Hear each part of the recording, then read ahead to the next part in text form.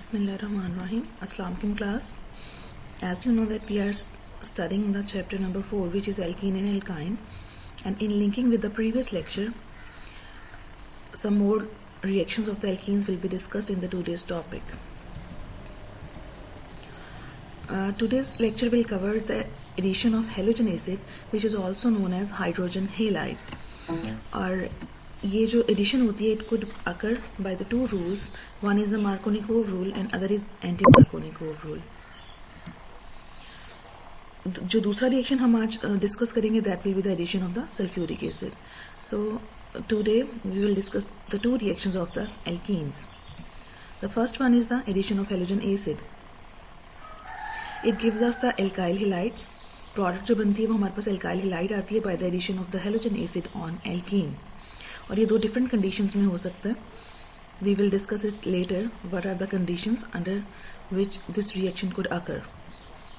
The first is the example of the reaction in which alkene is reacting with the halogen acid which is HCl and it is giving us the product which is alkyl halide. अगर आप reagent को देखें तो it is having a two part, one is hydrogen, other is a chloro. So one part of the reagent will be added up on one carbon and the other part will be added up on the second carbon, and we will get the product which is chloroethane. अगर हम reactivity को देखें halogen acids की तो the most reactive acid is the hydrogen iodide, और gradually इसकी जो acidity होती है वो भी कम हो जाती है और इसकी रिएक्टिविटी भी. Reactivity basically depending upon the acidic strength. As we know, hydrogen fluoride is the weakest acid. अब वो weakest acid क्यों है? Due to having the strong hydrogen bonding. उसका जो हाइड्रोजन है वो इंट्रैप हो जाता है in between the two electronegative atom and it is not free to release. और ये रिएक्शन चूंकि एसिड के प्रेजेंस में हो रहा है तो फर्स्ट स्टेप हमेशा जो होगा that will be a protonation. सबसे पहले एसिड क्या करेगा? प्रोटॉन रिलीज करेगा, और जो एसिड बहुत इजीली प्रोटॉन रिलीज करेगा उसी की रिएक्टिविटी ज्यादा होगी. तो among this all acids hydrogen iodide is the strongest acid. So the most reactive is the hydrogen iodide. ये दो कंडीशंस में होता है, जैसे मैंने पहले भी बताया. दो रूल्स अप्लाई होते हैं. One is the polar condition and other are in the presence of peroxide. Firstly we will discuss the mechanism under the polar conditions. अगर हम पोलर कंडीशन में इसका मैकेनिज्म देखें तो it involves the formation of a carbocation which is formed as a intermediate. Intermediate क्या होता है? ऐसी species which is formed during a reaction and it is converted into finally the product. अगर आप रिएक्शन को देखें तो we are having the ethene with HBr reacting with HBr. This alkene is a symmetrical alkene. सबसे पहले हमने कहा कि चूंकि कार्बोकेटाइन जनरेट होगा, the two parts of the reagent among them hydrogen will be added up firstly on one carbon and it will result in the formation of a carbocation. In the second step जो bromide negative निकल जाता है, it will attack on a carbocation and gives us the product. But it is only when the alkene is a symmetrical. What is the symmetrical alkene? Symmetrical alkene हम ऐसी alkene को कहते हैं जहाँ पे दोनों कार्बन के ऊपर नंबर ऑफ हाइड्रोजन बराबर हो, और उस केस में सिर्फ एक ही कार्बोकेटाइन बनता है, single carbocation will be generated. But if we are having the unsymmetrical alkene, then there will be two possibilities. The first possibility आप देख सकते हैं, this is unsymmetrical. Unsymmetrical क्यों है? Because both carbons are having the different number of hydrogen. A is having one hydrogen, B is having two hydrogen. So first step is the protonation. सबसे पहले proton ने add होना है. So there are two possibilities. It could be added up on A, it could be added up on B. If it is added up on A, it will give us the product which is A, and it is a primary carbocation. But if it is added up on B, that will result in the formation of a secondary carbocation. दोनों में carbocation generate होगा, दोनों carbon पे जब hydrogen add होगा, लेकिन दोनों में कार्बोकेटाइन डिफरेंट है. अब जिसे हम प्राइमरी कहने वो प्राइमरी क्यों है? Because this is attached with one more carbon. लेकिन अगर आप सेकेंडरी को देखें तो secondary carbocation next to carbon के साथ अटैच है,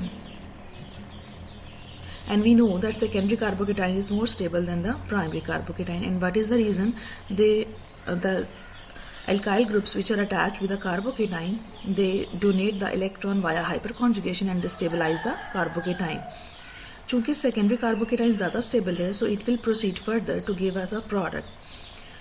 जब सेकेंडरी कार्बोकेटाइन आके प्रोसीड करेगा तो bromide will attack on a carbocation and we will get 2 bromopropane rather 1 bromopropane. अब जो A से बनना था that was the 1 bromopropane which is not forming due to the less stability of a primary carbocation. और ये जो product बनता है this is according to the Markovnikov rule.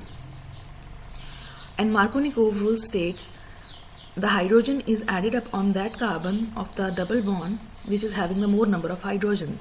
Hydrogen वहीं ऐड होगा जहां हाइड्रोजन का नंबर ज्यादा होगा. तो हम यहाँ देख सकते हैं क्योंकि 2 पार्ट थे रिएजेंट के H और दूसरा Br, तो हाइड्रोजन किस पे ऐड हुआ है जहां पे ऑलरेडी हाइड्रोजन ज्यादा थे. CH2 के ऊपर जब ऐड हुआ तो it forms the CH3. The other condition is in presence of peroxide. जब peroxides इन्वॉल्व होते हैं तो वहाँ रेडिकल बनते हैं and radicals are formed by the homolytic cleavage. What is the homolytic cleavage? The bond is breaking bye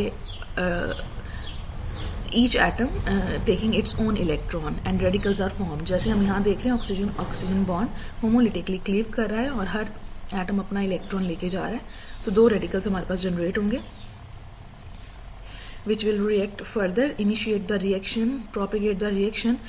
OR will react with the HBr और HBr bond टूटेगा, hydrogen अपना इलेक्ट्रॉन लेके OR के साथ बॉन्ड बना लेगा. It will form HOR and the next radical will be generated which is bromo radical. Now this bromo radical will proceed the reaction. We are having an unsymmetrical alkene, so there are again 2 possibilities for the addition of a bromo radical. It could be added upon A, it could be added upon B. हम दोनों तरह से देखते हैं कि दोनों तरह से ऐड होके कि क्या रिजल्ट आता है. तो सबसे पहले if it is added up on A carbon, it will result in the formation of primary radical. Bromo will be added up on A and the radical will be generated on a B carbon. And if bromo radical is added up on B, then the different product will be formed which is a secondary radical. B के ऊपर bromo आ जाएगा और A के ऊपर radical बन जाएगा. अब हमारे पास 2 तरह के प्रोडक्ट 2 पॉसिबिलिटीज से बने. A is a primary radical. क्यों primary है? Because it is attached with further 1 carbon. And other is the secondary radical which is B because the radical is attached with next 2 carbon. And we know radicals are also electron deficient species, so the secondary radical will be more stable than the primary radical. As the secondary radical is more stable, so it will proceed further and will react with HBr. जो carbon का radical, it will form a bond with hydrogen and the next again radical will be generated which is a bromo radical. Now you can look at the product which is 1 bromopropane. 1 bromopropane is formed rather the 2 bromopropane. अब उसके reason क्या है? Because it is occurring under the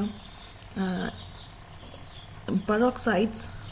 peroxide के presence में जब भी addition होगी तो it will give us the 2 types of radical.